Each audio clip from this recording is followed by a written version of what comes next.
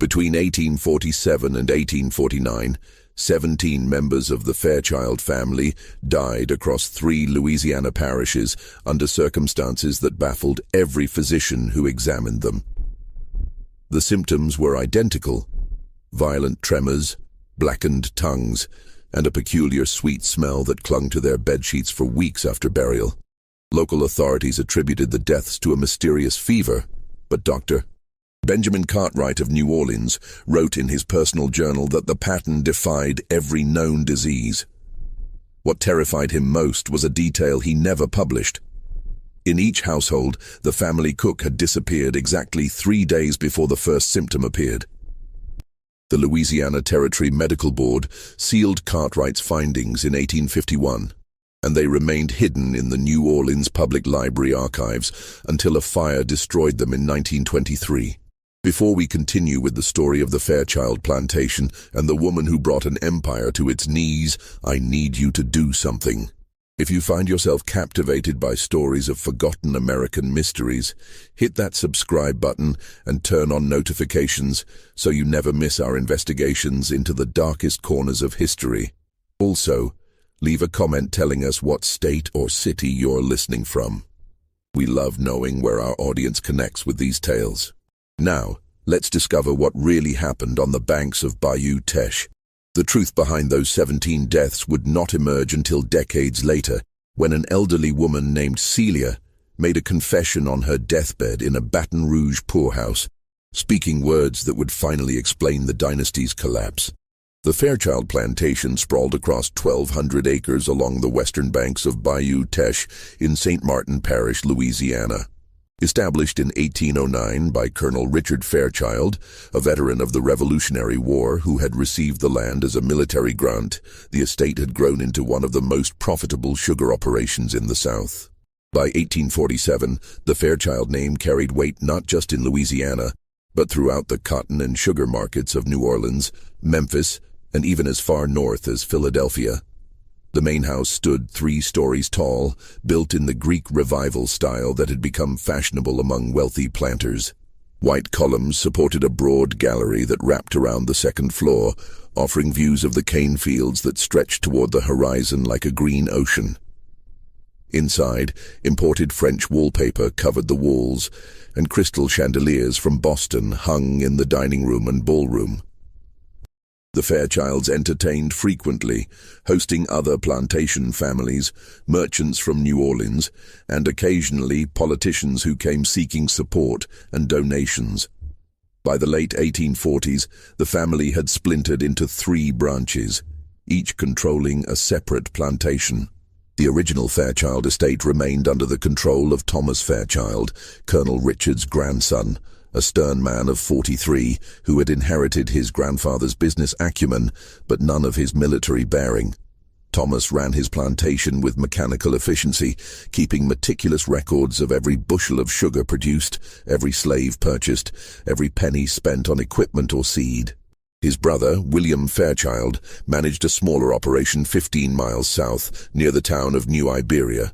William had a reputation for volatility, settling disputes with his fists and maintaining order through fear, rather than the cold calculation his brother preferred. Where Thomas kept detailed ledgers, William kept a whip within arm's reach and made examples of those who displeased him. The third branch belonged to their cousin, Margaret Fairchild Rousseau, who had married into another prominent planting family. Her estate lay north of the original Fairchild land, closer to the town of Breaux Bridge. Margaret had inherited her portion of the family holdings after her father's death in 1843 and managed her property with a businesswoman's sharp eye. Unusual for the time, but not unheard of among Louisiana's Creole-influenced society. All 3 estates relied on the labor of enslaved people, numbering nearly 400 souls across the 3 properties. They worked the cane fields from before dawn until after dusk during harvest season, their lives governed by the brutal rhythms of sugar production. The Fairchilds prided themselves on running what they called well-ordered operations, though what they meant by order would have been called tyranny in any honest assessment. Among those 400 enslaved people was a woman named Celia, approximately 30 years old in 1847, though no precise record of her birth existed. She had been born on the original Fairchild plantation, the daughter of a woman named Ruth, who had worked in the main house as a seamstress. Celia showed intelligence from an early age, learning to read despite laws forbidding it, taught secretly by Ruth using scraps of newspaper and pages torn from discarded books. When Celia was 14, Thomas Fairchild's wife, Elizabeth, noticed her aptitude and brought her into the main house to train as a cook. Elizabeth Fairchild was a Baltimore native who brought northern sensibilities to Louisiana, though not enough to question the fundamental injustice of the system she had married into. She appreciated fine food and recognized that Celia had a gift for combining flavors, for understanding how heat and time transformed ingredients. Over the next 16 years, Celia became the most valued cook in St. Martin Parish.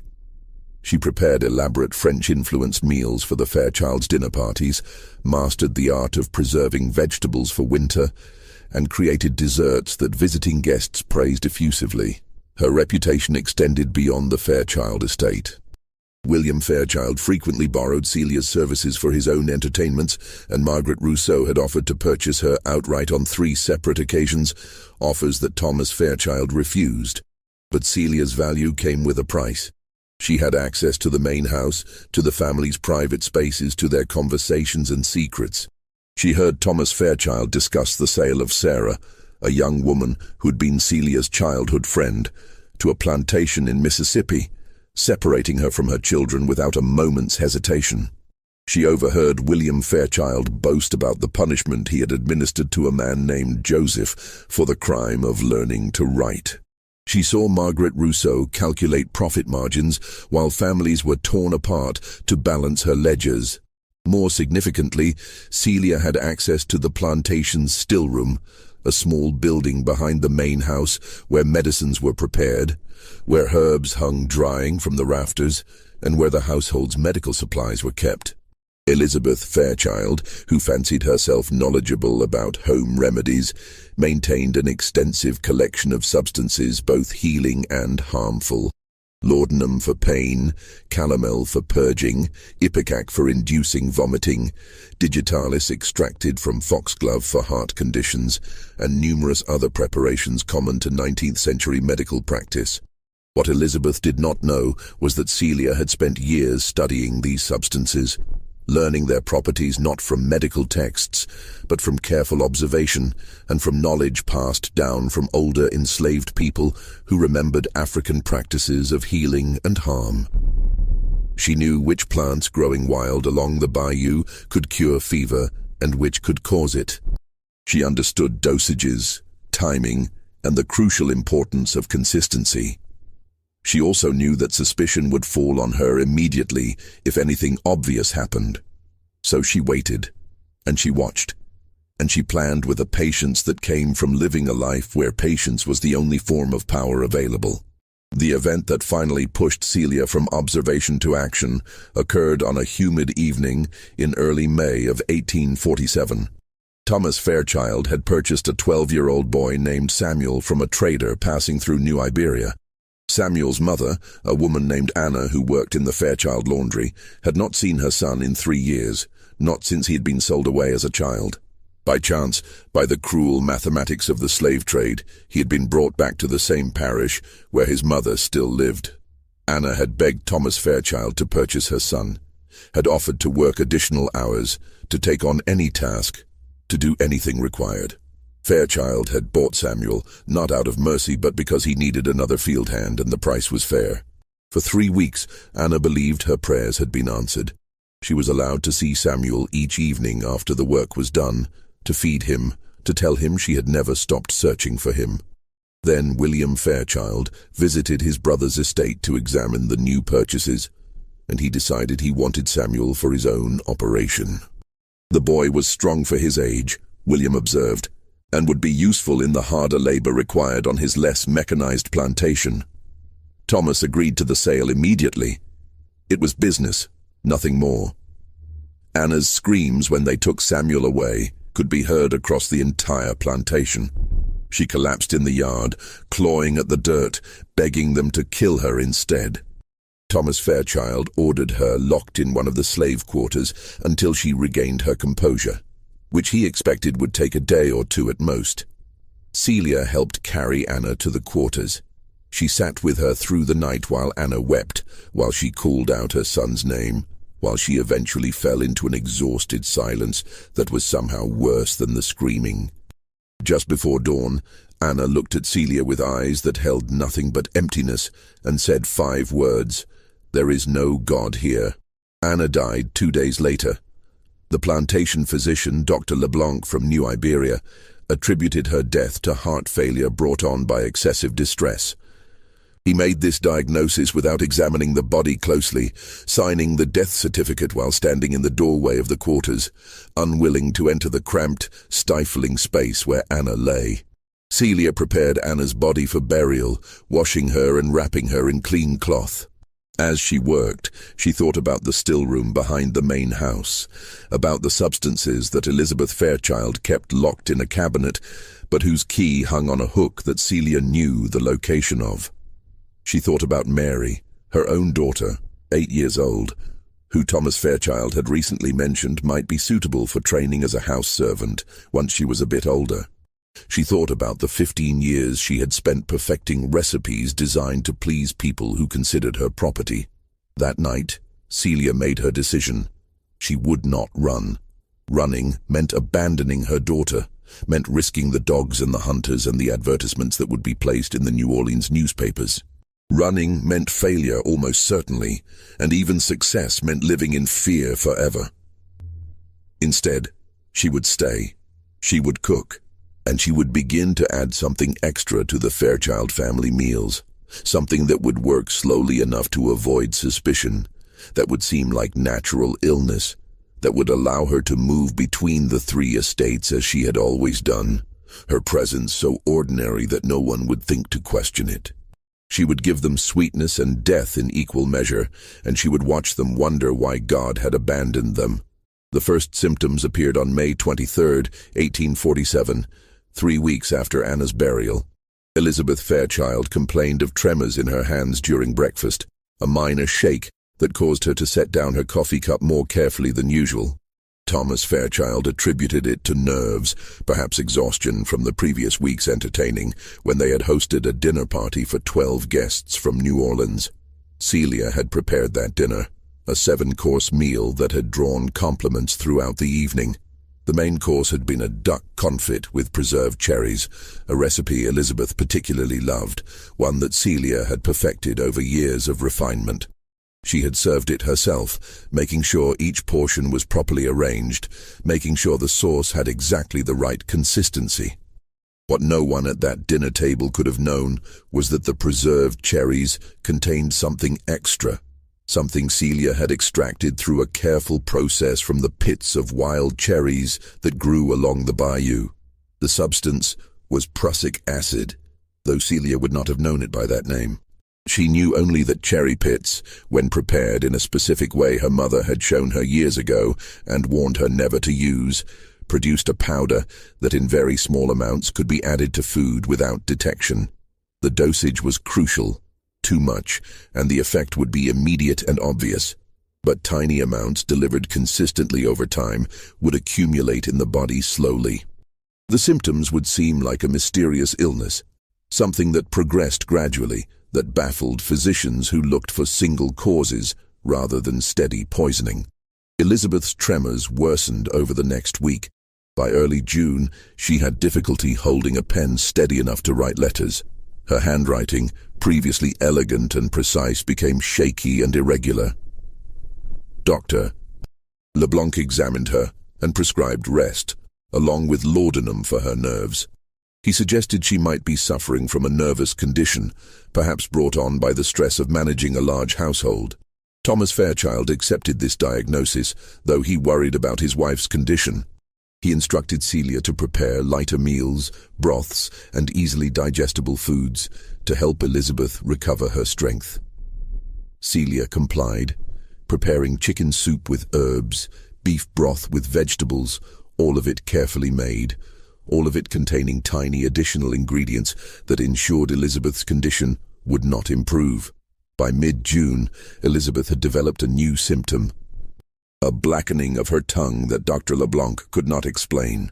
It resembled the discoloration that sometimes accompanied certain fevers, but Elizabeth had no fever. Her temperature remained normal even as her tremors increased and her tongue darkened. LeBlanc consulted his medical texts, wrote letters to colleagues in New Orleans, and found no satisfactory explanation. Celia continued her work, preparing 3 meals a day for the family, baking bread, preserving vegetables, performing all the tasks expected of her. She maintained her usual demeanor, efficient and quiet, showing appropriate concern when asked about the mistress's health. No one suspected her because no one imagined she could be responsible. She was Celia, the cook, a fixture of the household who had been there for 16 years.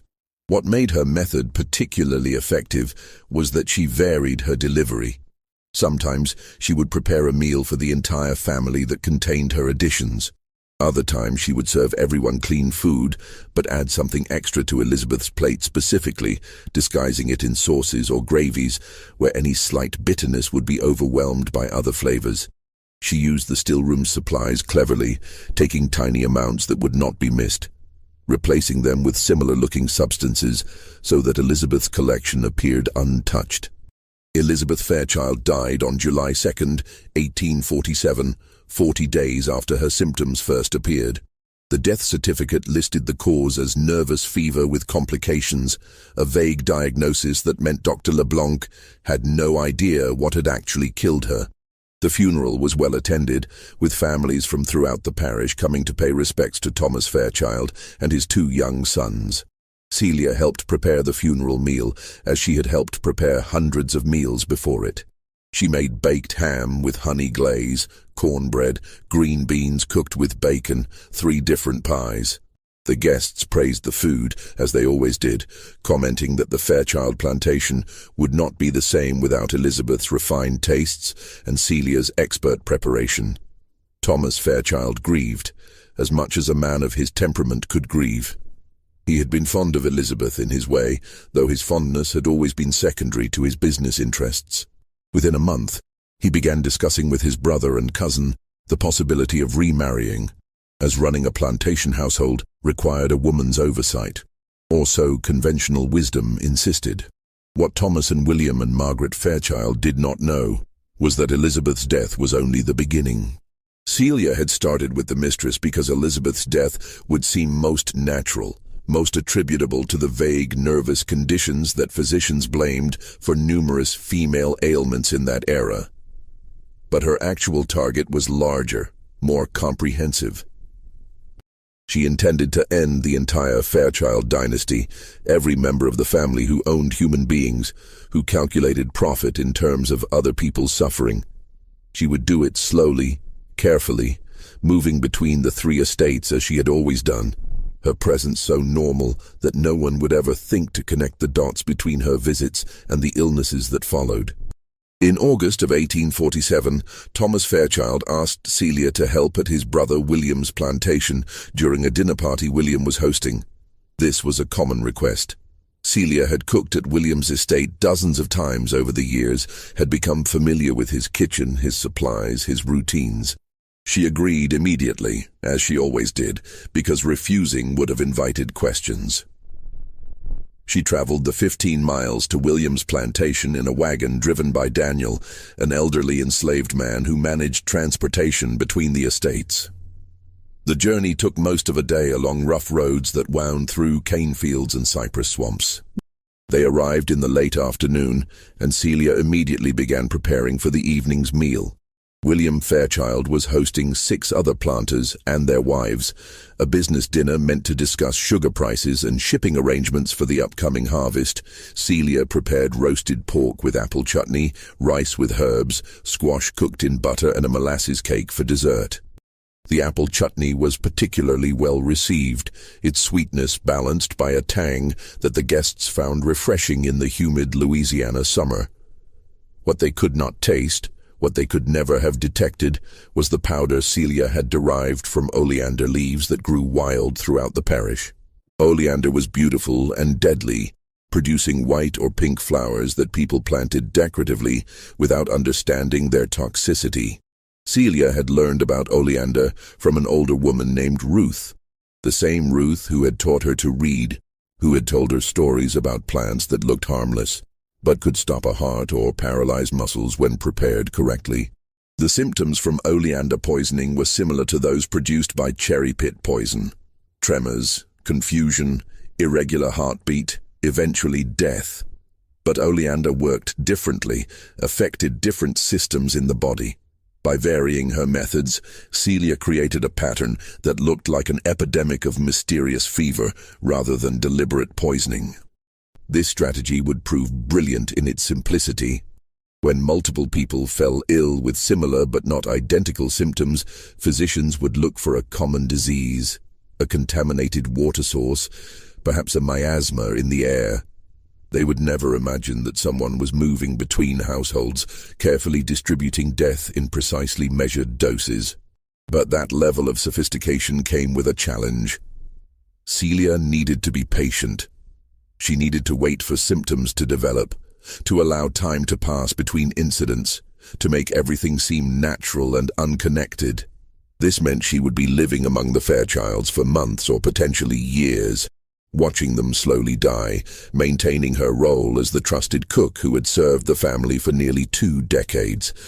It meant she would need to be perfect in her deception, never showing hesitation, never revealing the satisfaction she felt each time she heard that another Fairchild was experiencing tremors or blackening of the tongue. It meant she was committing herself to a course of action that had no way back, that would end either in the complete destruction of the Fairchild family or in her own exposure and execution. On the wagon ride back to the main plantation, Daniel commented that Celia seemed quieter than usual. She told him she was tired from the long day of cooking, which was true enough. What she did not tell him was that she was thinking about William Fairchild's face as he ate the apple chutney she had prepared, how he had called for a second serving, how he had praised her skill in front of his guests. She was thinking about Anna, and about Mary, and about the 400 souls who worked these plantations without choice or hope. She was thinking that perhaps, just perhaps, she could do something that mattered, something that would reduce the suffering, even if only by removing 3 families from the ranks of those who caused it. She was thinking that she had become something new, something that did not fit into the categories the Fairchilds used to organize their world. She was no longer just Celia the cook, the enslaved woman who prepared meals and kept quiet. She had become a force moving through their lives, invisible and patient, carrying death in her careful hands. The thought should have frightened her. Instead, it gave her the first sense of power she had felt in 30 years of living as someone else's property. By September of 1847, William Fairchild began experiencing symptoms identical to those that had killed his sister-in-law. The tremors started in his hands, making it difficult for him to write or hold objects steadily. His overseer, a man named Patterson from Virginia, noticed that William had trouble gripping his walking stick during inspections of the fields, that he occasionally stumbled for no apparent reason. William consulted Dr. LeBlanc, who had treated Elizabeth Fairchild during her final illness. LeBlanc was disturbed by the similarity of symptoms, but could find no logical connection between the 2 cases. William had not been present at his brother's estate during Elizabeth's illness. There was no obvious way for him to have contracted the same mysterious fever, if indeed it was a fever at all. The doctor prescribed rest and a tonic he prepared himself, a mixture of iron supplements and herbs meant to strengthen the blood. William took the tonic faithfully, 3 times a day, and noticed no improvement. The tremors worsened. His tongue began to darken. He developed difficulty sleeping, lying awake at night while his heart raced irregularly in his chest. Thomas Fairchild visited his brother in October and was shocked by William's deterioration. In less than 2 months, William had lost significant weight. His face had taken on a grey pallor, and his eyes had developed a wild, frightened look. Thomas insisted on bringing a second physician from New Orleans doctor. Benjamin Cartwright, whose reputation as a diagnostician was known throughout Louisiana. Dr. Cartwright arrived in late October and spent 3 days examining William Fairchild, reviewing Dr. LeBlanc's notes and interviewing everyone in the household about William's routines and habits. Cartwright was a methodical man, educated at the University of Pennsylvania, who approached medicine with scientific rigor unusual for the time. He noticed several things that disturbed him. First, the progression of William's illness precisely mirrored that of Elizabeth Fairchild, following the same timeline from initial tremors to tongue discoloration to cardiac irregularity. Second, there was a peculiar sweet smell in William's bedroom, faint but detectable, that Cartwright could not identify. Third, when he interviewed the household staff, he learned that Celia, the cook from Thomas Fairchild's estate, had prepared a meal at William's plantation in August, shortly before William's symptoms began. Cartwright made notes of these observations in his journal, but did not yet draw any conclusions. Medical science in 1847 lacked the tools to detect poisoning except in the most obvious cases. There were no blood tests, no chemical analyses that could reveal the presence of plant toxins. Physicians relied on symptoms, on their experience, and on their instincts. What Cartwright's instincts told him was that something was very wrong, that the pattern of illness in the Fairchild family was not natural. But instinct was not proof, and making an accusation without proof, especially an accusation that would implicate an enslaved woman and potentially throw suspicion on one of Louisiana's prominent families, would have been professionally and socially ruinous. So Cartwright kept his suspicions to himself, wrote carefully neutral notes in his journal, and prescribed the same useless treatments that Dr. LeBlanc had tried. He told Thomas Fairchild that his brother was suffering from a severe nervous disorder, possibly related to the strain of managing a plantation, possibly hereditary. He recommended rest, fresh air, and a bland diet. William Fairchild died on November 8, 1847.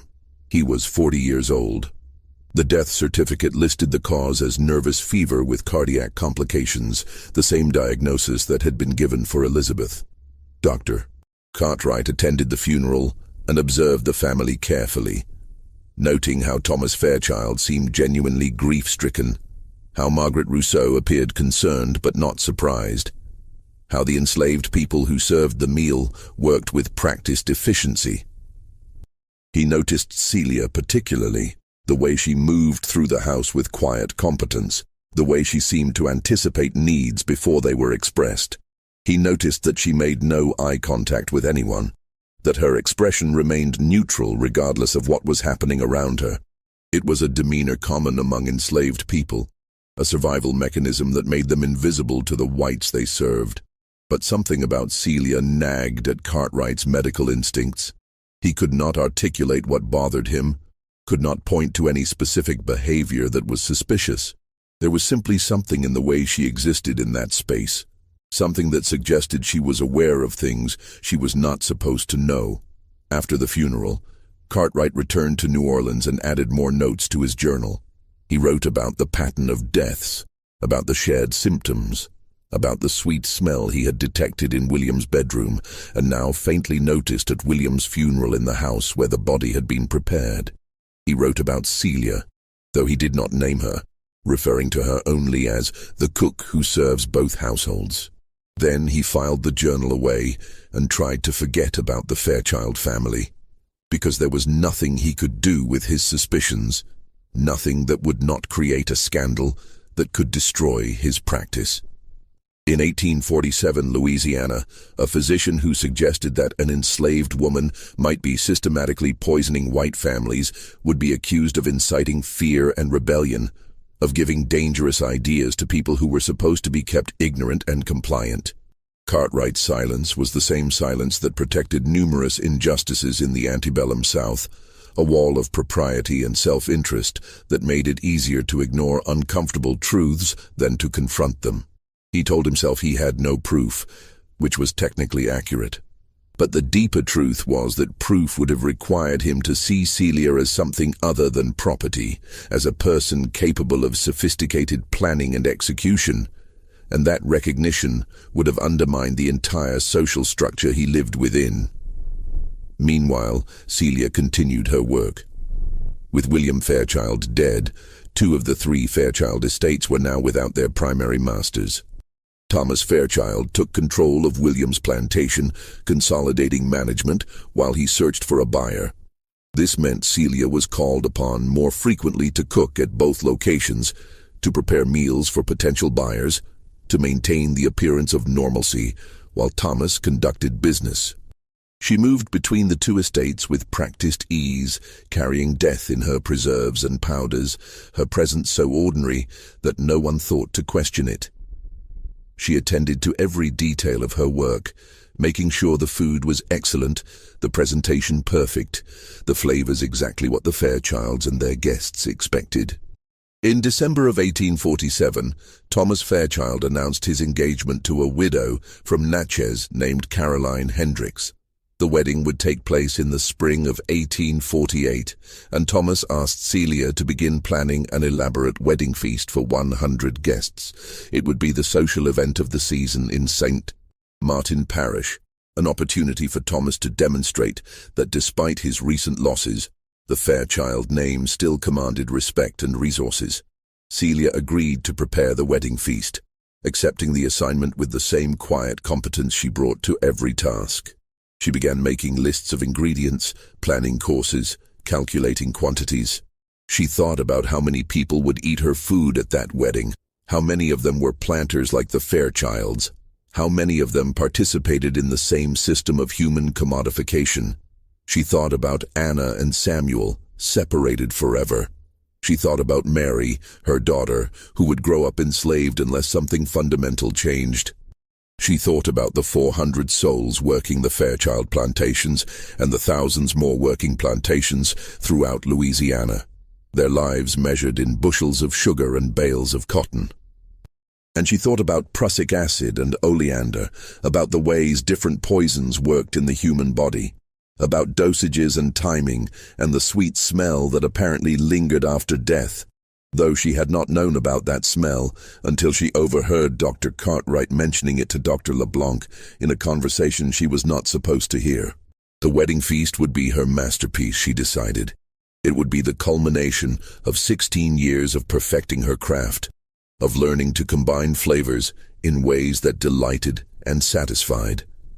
It would also be the moment when her true purpose would become impossible to ignore, when the pattern would finally be obvious, even to people determined not to see it.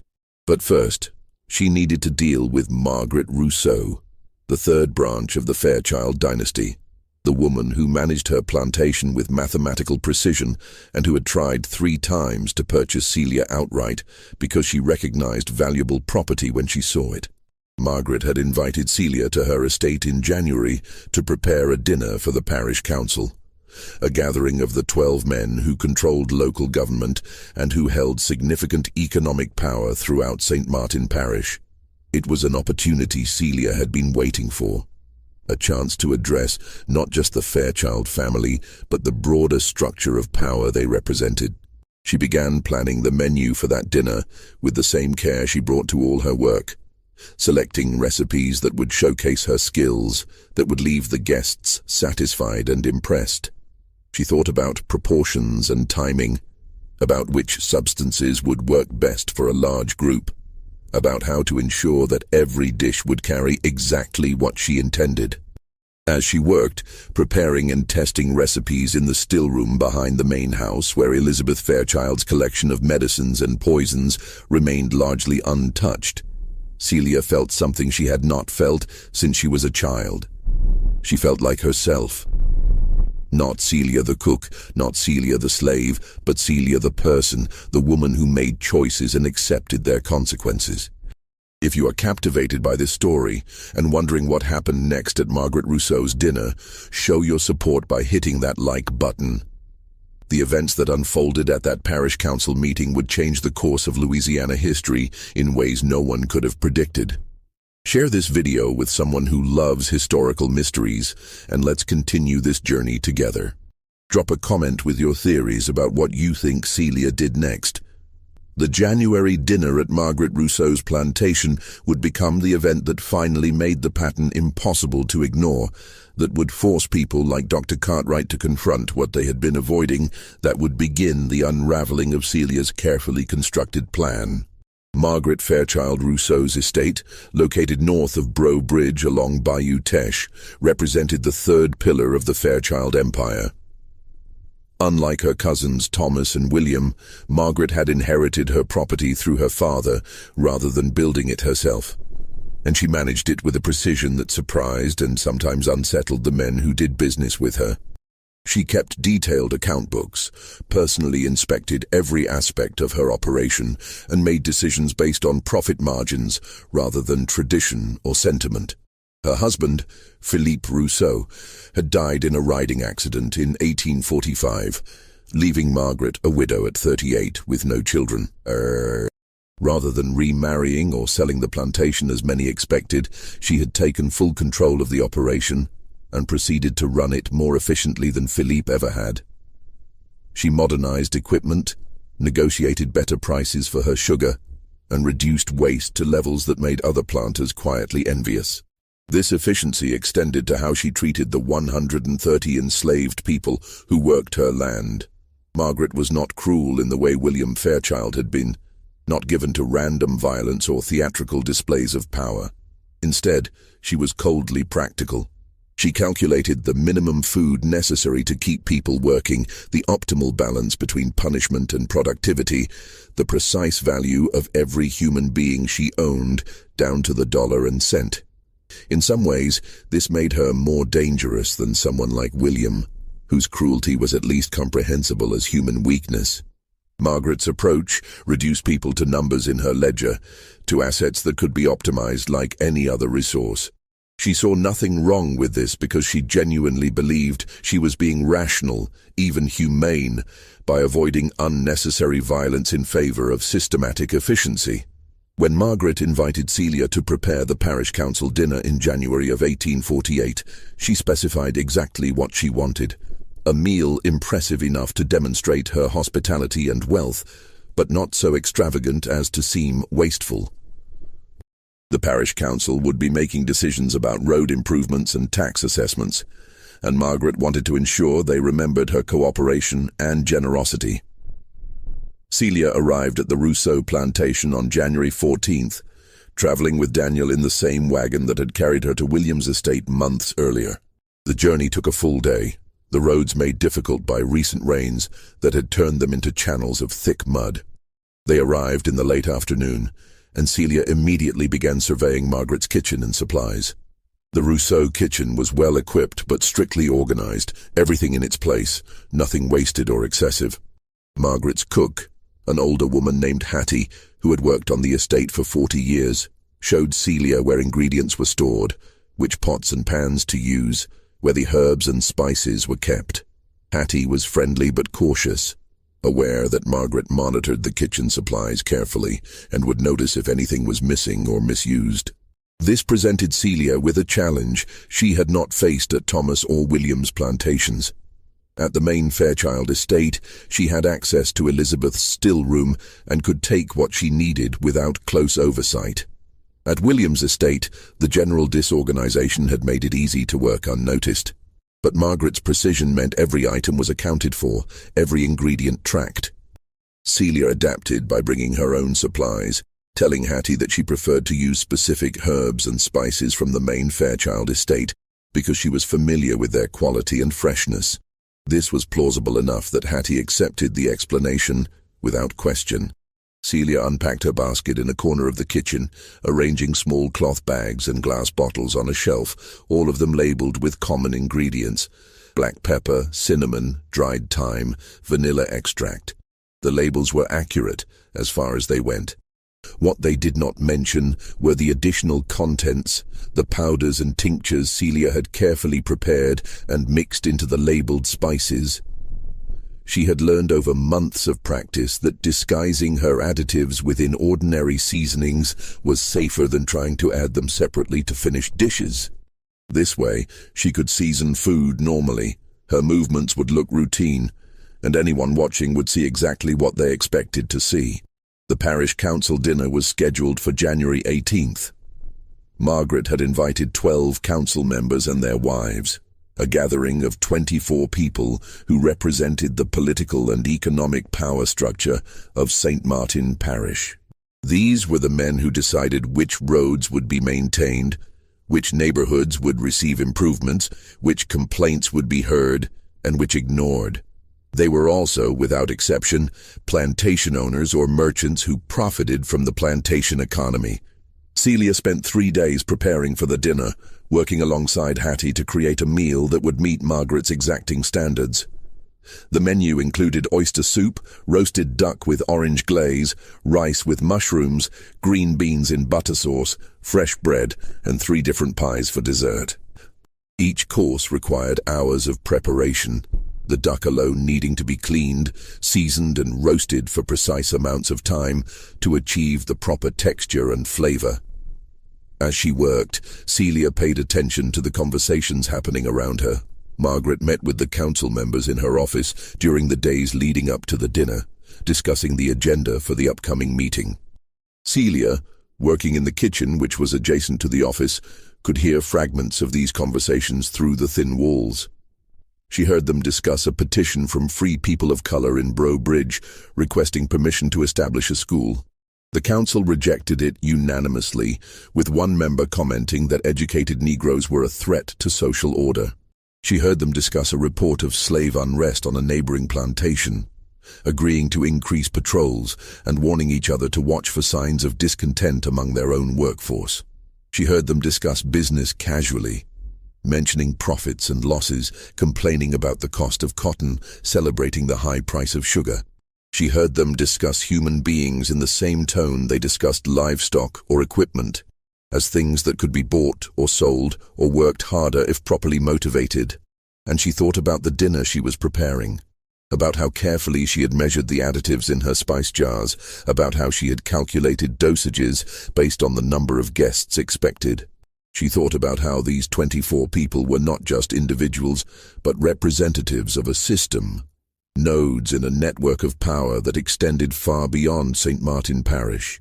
On the evening of January 18th, Celia and Hattie served the meal in Margaret's dining room, a space that could comfortably seat 30 people at a table made from Louisiana cypress. The council members and their wives arrived dressed formally, the men in dark suits and the women in silk dresses that rustled when they moved. They greeted Margaret warmly, complimented the house, settled into their seats with the comfortable assurance of people accustomed to being served. Celia brought out course after course, each one prepared exactly as Margaret had specified. The oyster soup was rich and savory, the duck perfectly browned with crispy skin and tender meat, the rice fluffy and infused with the earthy flavor of wild mushrooms. The guests praised every dish, commenting on Celia's skill, suggesting that Margaret was fortunate to have access to Thomas Fairchild's cook. What they could not taste, what no one at that table could detect, was the additional ingredient that Celia had incorporated into multiple dishes. She had used a different substance than in her previous work, something she had extracted from water hemlock roots gathered along the bayou. Water hemlock was among the most poisonous plants in North America, containing a toxin called cycutoxin that affected the central nervous system rapidly and severely. But Celia had not used enough cycutoxin to cause immediate effects. Instead, she had calculated a dosage that would produce symptoms within 48 to 72 hours, delayed enough that no one would connect the illness to the dinner, especially since she had only added the substance to specific dishes that she controlled the preparation of entirely. This selectivity was crucial to her plan. She had not poisoned the bread, which Hattie had baked. She had not poisoned the pies, which Margaret had ordered from a baker in Bow Bridge. She had added her preparations only to the duck, the rice and the green beans, dishes she had prepared personally from start to finish. The dinner lasted 3 hours, with the guests lingering over coffee and brandy after the meal, discussing politics and business, while Celia and Hattie cleared plates and washed dishes in the kitchen. Margaret was pleased with how the evening had gone, telling Celia before she left that Thomas should be proud of his cook's abilities. Celia returned to the main Fairchild plantation the next day, her basket lighter than when she had arrived, her expression unchanged. She resumed her normal duties, preparing meals for Thomas and his 2 sons, managing the household kitchen, going about her work with the same quiet efficiency that had characterized her 16 years of service. 3 days later, the first reports began to arrive from Brough Bridge. John Devereux, one of the parish council members who had attended Margaret's dinner, had been found dead in his home on the morning of January 21st. His wife reported that he had been in good health at the dinner, but had begun experiencing violent tremors and convulsions the following evening. By the morning of the 21st, he was dead. Dr. LeBlanc was called to examine the body and found symptoms consistent with severe nervous disorder, muscle rigidity, evidence of seizures, facial contortion suggesting extreme pain. The death certificate listed the cause as apoplexy, a sudden death that physicians attributed to various causes ranging from stroke to heart failure when they could not determine a specific diagnosis. By January 23rd, 2 more council members who had attended the dinner were experiencing similar symptoms. Alexander Thornton and his wife began suffering from tremors and confusion, along with a new symptom that had not appeared in the previous Fairchild deaths: severe gastrointestinal distress. Dr. Cartwright was summoned from New Orleans, and he immediately recognized a pattern. When Cartwright arrived in St. Martin Parish on January 25th, 4 people who had attended Margaret Rousseau's dinner were dead, and 7 more were experiencing symptoms ranging from mild tremors to full convulsions.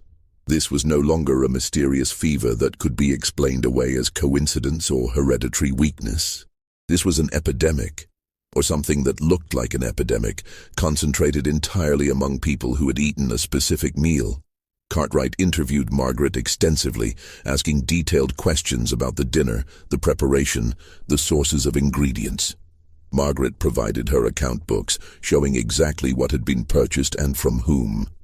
Everything was in order, properly documented, nothing suspicious. Then Cartwright asked who had prepared the meal, and Margaret told him, primarily Celia, the cook from Thomas Fairchild's plantation, assisted by her own cook, Hattie. Cartwright felt something cold settle in his stomach. He asked if Celia had prepared meals at any other locations recently, and Margaret mentioned that Celia had also cooked at William Fairchild's estate in August, shortly before William fell ill. Cartwright returned to his notes from his previous visits to the Fairchild plantations. He reviewed the timeline of deaths. Elizabeth Fairchild in July, William Fairchild in November, now 4 parish council members in January.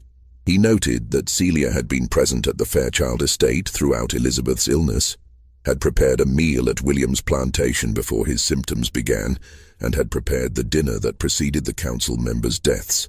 The pattern was undeniable, but recognizing a pattern and proving deliberate poisoning were entirely different challenges, especially when the suspected poisoner was an enslaved woman whose very existence in the social order depended on her being seen as incapable of sophisticated planning or execution. Cartwright faced a dilemma. If he publicly accused Celia, he would need proof, not just circumstantial evidence based on her presence at multiple locations. Without proof, he would be starting a panic that could lead to violence against enslaved people throughout the parish, as white families became paranoid about their cooks and servants. The potential for a bloodbath was significant, but if he remained silent and his suspicions were correct, more people would die. The parish council members were already dead or dying. If Celia continued her work, who would be next? Thomas Fairchild himself? His sons? The guests at his upcoming wedding? Cartwright made a decision that would haunt him for the rest of his life. He wrote a detailed report of his findings, including his suspicions about Celia, and submitted it to the Louisiana Territory Medical Board in New Orleans. He recommended that the board conduct a formal investigation into the deaths, including chemical analysis of any preserved food or medicines from the affected households. The medical board received Cartwright's report in early February of 1848 and immediately filed it away without action. The reasons for this inaction were never officially documented, but they were not difficult to infer. An investigation into Celia would require acknowledging that an enslaved woman could carry out sophisticated murder across multiple locations over an extended period. It would require treating her as someone capable of complex reasoning, strategic planning, and sustained deception. Such an acknowledgement would undermine the fundamental premises of the slave system, which depended on portraying enslaved people as intellectually inferior, incapable of abstract thought, suitable only for manual labor under supervision. If Celia could systematically poison multiple households while avoiding detection for months, what did that say about the intelligence and capability of the hundreds of thousands of other enslaved people throughout the South? The implications were too dangerous to confront, so the medical board chose to attribute the deaths to a mysterious fever, possibly waterborne, possibly caused by contamination of a common food source, but definitely not the result of deliberate action by anyone, least of all an enslaved woman. This decision sealed the fates of everyone who would eat at Thomas Fairchild's wedding in April of 1848, an event that was rapidly approaching and that Celia was preparing for with meticulous attention to detail. Through February and March of 1848, the death toll from what was now being called the Tesh fever continued to rise. 7 of the 12 parish council members who had attended Margaret Rousseau's dinner eventually died. 5 others survived but suffered permanent neurological damage, including tremors, memory loss, and impaired speech. Their wives experienced similar but less severe symptoms, a pattern that puzzled physicians who expected disease to affect men and women equally. What the physicians did not understand, because they lacked the framework to consider it, was that Celia had carefully controlled which dishes received her additions. The duck and rice had been served to everyone, but she had prepared the green beans in 2 batches, one with butter sauce for the men, one with olive oil for the women, as was common at formal dinners of the period. Only the butter sauce batch had contained her preparations. This selectivity served multiple purposes. It varied the symptom severity between groups, making the illness seem like a disease with different manifestations rather than deliberate poisoning. It also meant that some people survived to tell conflicting stories about their symptoms, further muddying the diagnostic picture for physicians trying to understand what was happening. Dr. Cartwright, increasingly frustrated by the medical board's refusal to investigate, began his own quiet inquiry. He could not accuse Celia publicly without proof and without institutional support, but he could gather information. He traveled to the 3 Fairchild estates, interviewing enslaved people about their daily routines, asking subtle questions about Celia's movements and activities. What he learned disturbed him profoundly. Celia moved between the estates frequently, was trusted with access to locked rooms and storage areas, had extensive knowledge of herbs and medicines that she had learned from her mother and other older enslaved people. She was respected among the enslaved community, but also somewhat isolated, keeping to herself more than most, rarely engaging in the social interactions that provided relief from the brutality of plantation life. Several people mentioned that Celia had changed after Anna's death the previous May, becoming quieter and more withdrawn. One woman, speaking carefully and only after Cartwright promised she would not be identified, said that Celia had told her that God had stopped listening to prayers from enslaved people, so they would have to find other ways to change their circumstances. Cartwright recognized the statement as potentially significant, but also as hearsay that would never be admissible as evidence in any legal proceeding. More importantly, he was beginning to understand that proving Celia's guilt, even if he could do so conclusively, would not solve the broader problem. The system that had created the circumstances leading to her actions would remain unchanged. The injustice would continue. This realization paralyzed Cartwright. He was a physician, trained to diagnose and treat, but the disease he was confronting was not medical, but social. Even if he exposed Celia, even if she was executed as she almost certainly would be, what would change? Another enslaved person would take her place in the kitchen. Another family would own that person. The machinery of exploitation would continue operating exactly as it had before. Meanwhile, preparations for Thomas Fairchild's wedding proceeded, despite the mysterious fever that had killed so many prominent citizens. Thomas saw no reason to postpone the ceremony. The deaths, tragic as they were, had occurred at Margaret's estate, not his. His household remained healthy. His sons showed no symptoms. Life continued. Caroline Hendricks, his bride-to-be, arrived from Natchez in mid-March with her personal belongings and 2 enslaved women who served as her maids. She was a practical woman, 35 years old, who had been widowed 3 years earlier when her first husband died of cholera.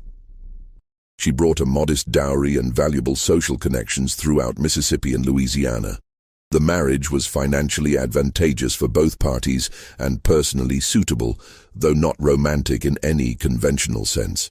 Caroline took immediate interest in the household management, meeting with Celia to discuss the wedding feast and the ongoing needs of the estate. She was impressed by Celia's competence and organization, commenting to Thomas that he was fortunate to have such a capable cook. Thomas agreed, noting that Celia had been with the family for 16 years and was entirely trustworthy. The wedding was scheduled for April 23rd, 1848. Invitations had been sent to 100 guests throughout Louisiana and Mississippi. The ceremony would take place in the plantations garden, followed by a feast in the main house that would showcase the Fairchild family's continued prominence despite recent tragedies. Celia began preparing for the wedding in early April, working 12 to 14 hours daily to create the elaborate meal Caroline and Thomas had requested.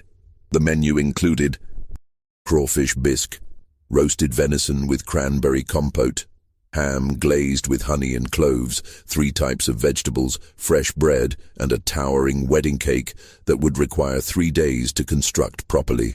As she worked, Celia thought about numbers. 100 guests, most of them plantation owners or merchants connected to the plantation economy, most of them people who participated in and profited from human bondage. She thought about how many enslaved people those 100 guests collectively owned, how many lives they controlled, how many families they had separated for profit. She thought about the dosages she would need, about how to distribute her preparations across multiple dishes to ensure maximum impact while avoiding immediate symptoms that would stop the feast and prevent full exposure. She thought about timing, about how long it would take for symptoms to develop, about whether she would still be alive when the truth finally became undeniable. Because Celia knew, with certainty, that the wedding feast would be her final act. The scale of what she was planning could not be disguised as natural illness. When 100 people fell ill after eating a meal she had prepared, even the most willfully blind observers would have to acknowledge what had happened. She would be arrested, interrogated, and executed, probably tortured first to extract a confession that would satisfy the legal requirements. She accepted this outcome. She had accepted it months ago when she made her first addition to Elizabeth Fairchild's meal. Everything since then had been borrowed time, an extension of her life that she had used to inflict maximum damage on the system that had enslaved her. The only question that remained was whether she could complete her work before being stopped, whether she could serve that wedding feast and watch the Fairchilds and their guests consume what she had prepared.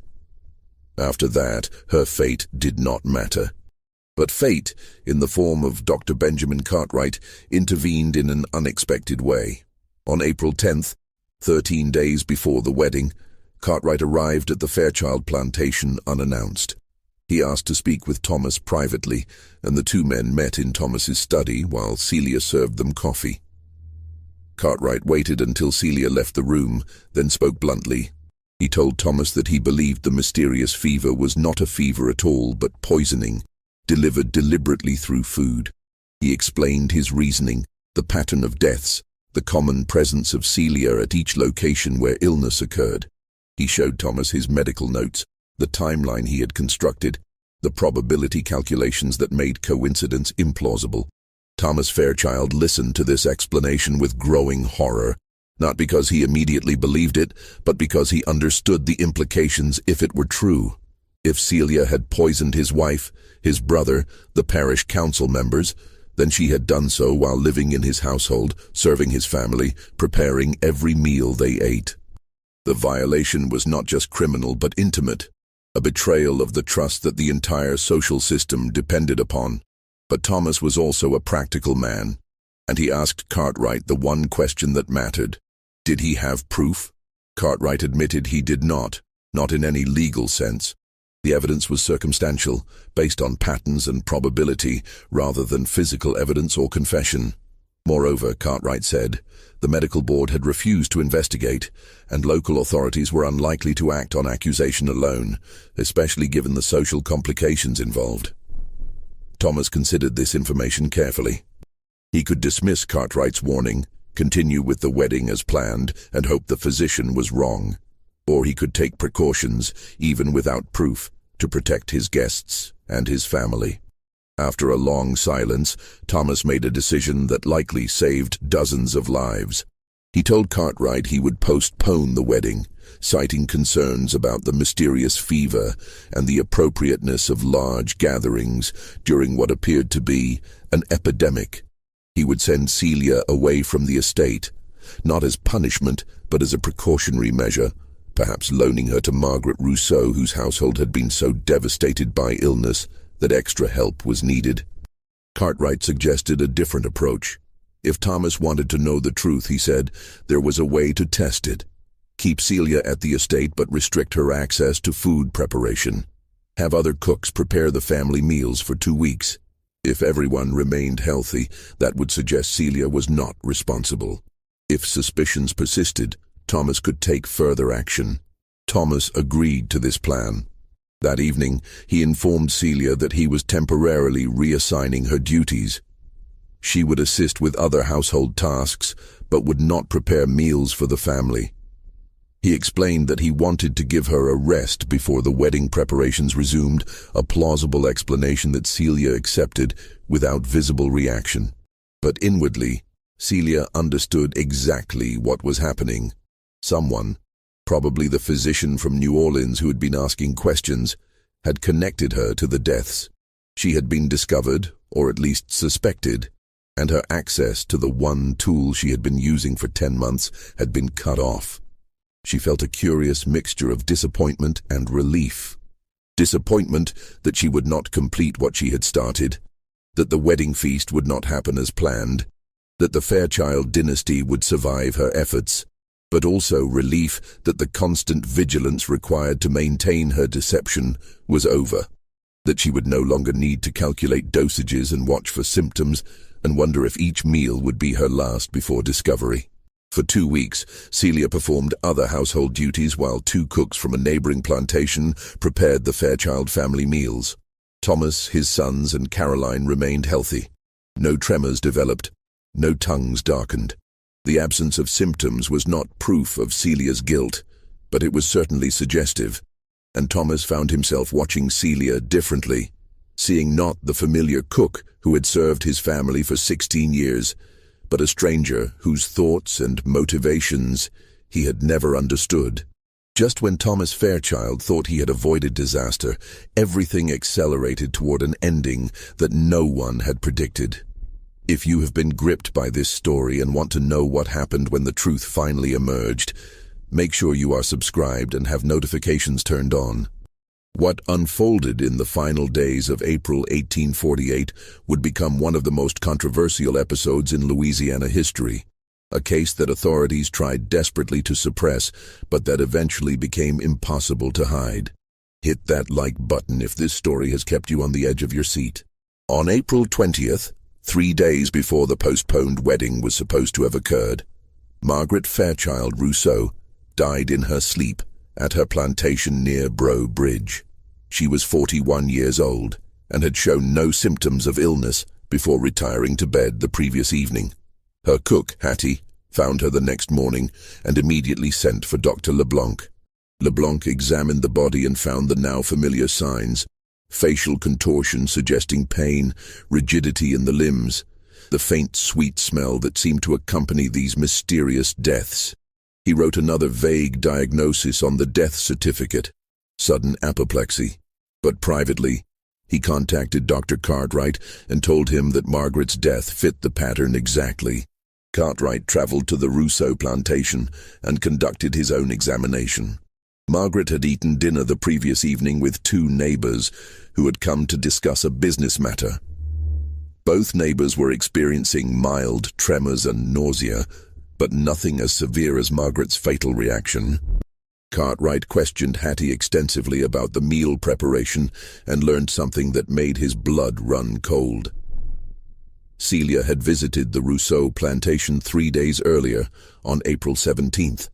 She had brought preserves and baked goods from the Fairchild estate as a gift for Hattie, a kind gesture that seemed entirely normal. Hattie had served some of these preserves at dinner on April 19th, the night before Margaret died. Cartwright immediately went to the Fairchild plantation and confronted Thomas with this information. He told Thomas that Celia had found a way to continue her work, despite being removed from kitchen duties, that she was distributing poisoned food through gifts and visiting other locations. Thomas needed to act immediately, Cartwright insisted, before anyone else died. Thomas Fairchild called for his overseer and the parish constable. That afternoon, April 21st, 1848, Celia was arrested and confined to a locked storage building on the plantation while authorities decided how to proceed. She did not resist arrest. She did not protest her innocence. She simply allowed herself to be taken to confinement, her expression as neutral and unreadable as it had been throughout her years of service. The interrogation of Celia began on April 22nd, in the locked building where she was being held. Present were Thomas Fairchild, Dr. Cartwright, the parish constable, and a magistrate from New Iberia named Judge Armand Thibodeau. Also present, taking notes, was a young lawyer named Charles Dupree, who would later become a district attorney, and whose private papers would eventually reveal details of what happened in that room. Under Louisiana law in 1848, an enslaved person accused of a crime had no rights of due process, no right to representation, no protection against self-incrimination. The interrogation could proceed however the authorities chose, using whatever methods they deemed necessary to extract information.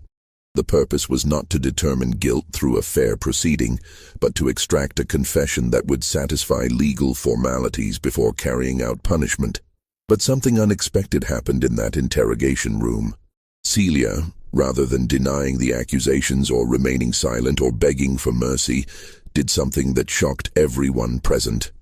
She confessed immediately and completely, without any coercion whatsoever. She told them everything. She described how she had begun planning after Anna's death, how she had used Elizabeth Fairchild's still room to gather materials, how she had extracted poisons from cherry pits and oleander and water hemlock and other plants growing throughout the parish. She explained her methods of disguising the substances in food, of calculating dosages, of timing exposures to avoid immediate suspicion. She confirmed that she had poisoned Elizabeth Fairchild, William Fairchild, the parish council members at Margaret Rousseau's dinner, and finally, Margaret herself. She estimated she had killed 23 people in total, though she acknowledged the exact number might be higher or lower, depending on whether some victims had survived longer than expected, or whether some deaths attributed to natural causes had actually been her doing. Judge Thibodeau interrupted her confession multiple times, disturbed by its calm, methodical tone. He asked her if she understood what she was admitting to, if she comprehended the consequences. Celia replied that she understood perfectly, and had understood for months, that eventual discovery and execution were inevitable outcomes of her actions. Thomas Fairchild, listening to this woman he had known for 16 years, reveal herself as someone entirely different from what he had imagined, finally asked the question that had been haunting him. Why? Celia's answer was simple and devastating. She said that she had murdered his family and their associates because they had murdered hers first, slowly, over generations, through a system of ownership that destroyed families, denied humanity, and justified itself through convenient lies about natural hierarchy and necessary order. She said that Anna's death had clarified something she had been trying not to see for 30 years, that appeals to morality or mercy or law would never change anything, because the people in power had no incentive to change a system that benefited them. So she had decided to remove some of those people, to create consequences where none had existed before, to demonstrate that the power they held was not absolute. She said she had no illusions about changing the broader system through her actions.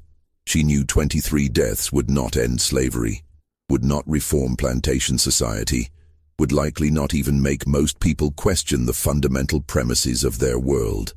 But she had reduced the suffering in one small way by removing people who caused it, and she had proven to herself and to her daughter Mary that enslaved people were not the passive, simple creatures that planters needed to believe they were.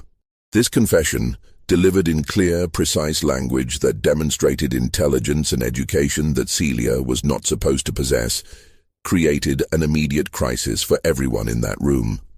Judge Thibodeau understood that if Celia's words became public, if people learned that an enslaved woman had systematically murdered prominent white citizens over 10 months while living among them and serving them daily, the social panic would be extraordinary. Moreover, the confession revealed something that threatened the ideological foundations of the slave system. Celia was articulate, strategic, capable of long-term planning and sophisticated execution. She was, in other words, obviously and undeniably fully human, possessed of all the intellectual capabilities that the system insisted enslaved people lacked. Acknowledging this in any public way would be dangerous. It would give credibility to abolitionists who argued that enslaved people were just as capable as anyone else, and were being denied freedom, not because of inherent limitations, but because of deliberate oppression.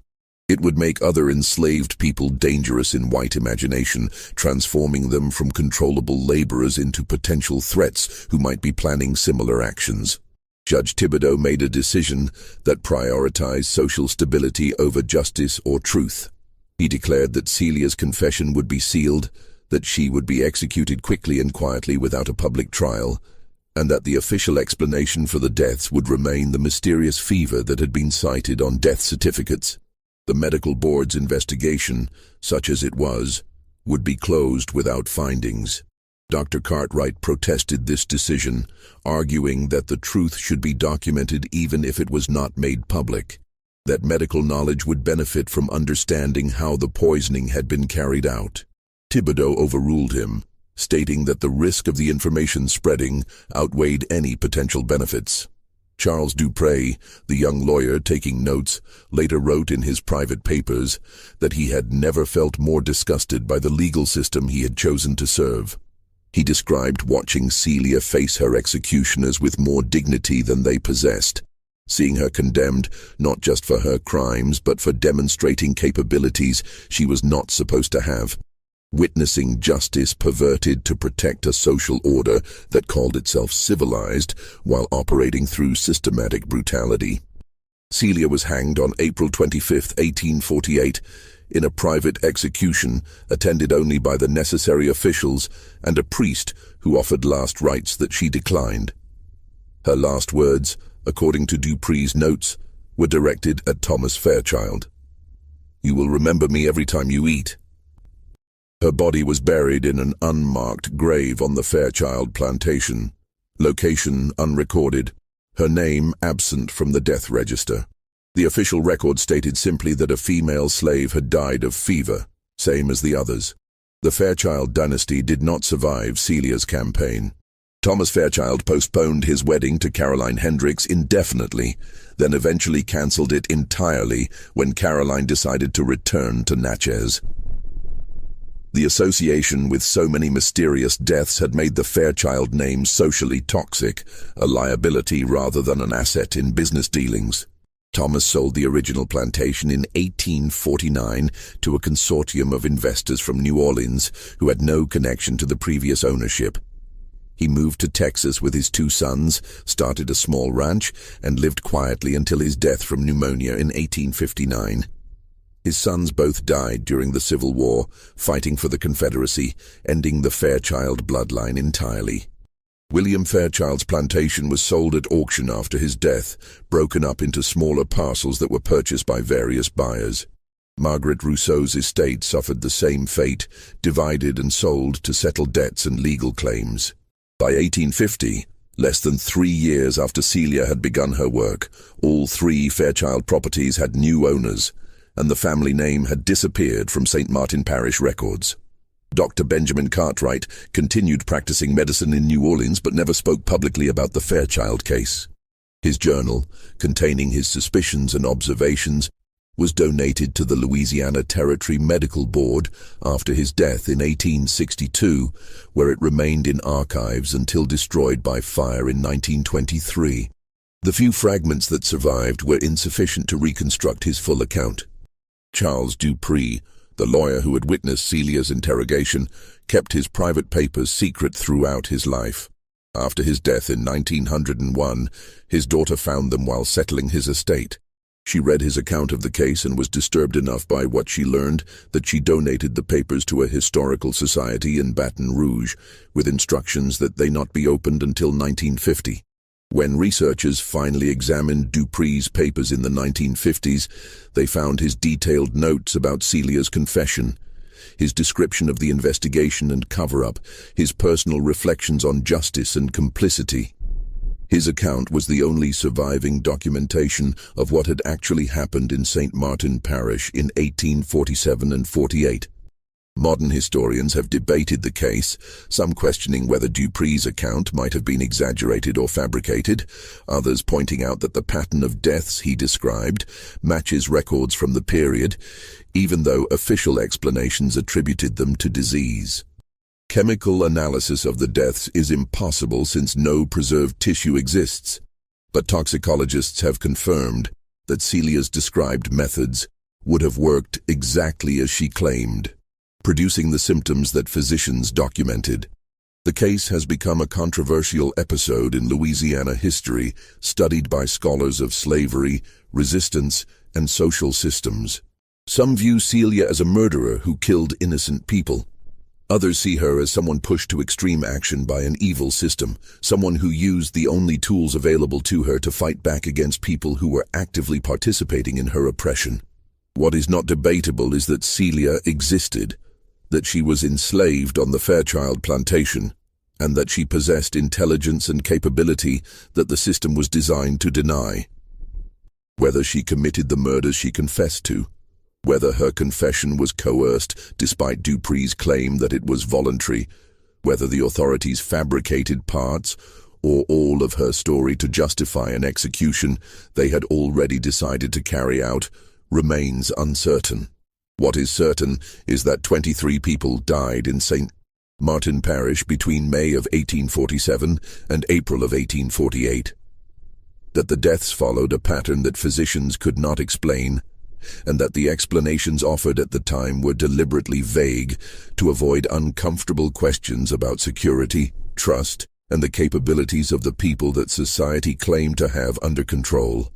Mary, Celia's 8-year-old daughter, was sold to a plantation in Alabama shortly after her mother's execution. No record exists of what became of her after 1850. Whether she was told how her mother died, whether she understood what Celia had done and why, remains unknown. The sale separated her from everyone she knew, erasing her history as thoroughly as her mother's unmarked grave erased Celia's final resting place. The enslaved people who worked the Fairchild plantations were dispersed when the properties were sold, scattered throughout Louisiana and neighboring states, their community destroyed by the economic consequences of their owners' deaths. Whether any of them knew or suspected what Celia had done, whether they told stories about her among themselves, whether her actions became part of the hidden oral tradition that preserved truth when official history recorded lies, cannot be determined from surviving records. What can be said is that in the spring of 1848, for a brief period, the Louisiana plantation system experienced something it was not designed to experience: genuine fear of the people it claimed to control. Whether that fear changed anything in the long term is difficult to prove. But the Fairchild properties were never rebuilt to their former prominence, and several plantation families in St. Martin Parish sold their holdings and moved elsewhere in the years that followed, claiming the region had become unhealthy, possibly cursed, though they would not elaborate on what they meant by that. The story of Celia, the slave who poisoned a dynasty, remains one of the darkest and most complex episodes in Louisiana history. It raises questions about resistance, justice, and moral responsibility that have no easy answers. What do you think of this story? Do you believe Celia was justified in her actions, or do you see her differently? Was she a murderer, or was she someone defending herself and her community using the only method available? Leave your thoughts in the comments below. If you found this investigation compelling and want more stories from America's hidden history, subscribe to this channel and turn on notifications so you never miss an upload. Share this video with someone who appreciates complex historical mysteries. Until next time, remember that history is rarely as simple as we are taught, and the truth is often buried in unmarked graves.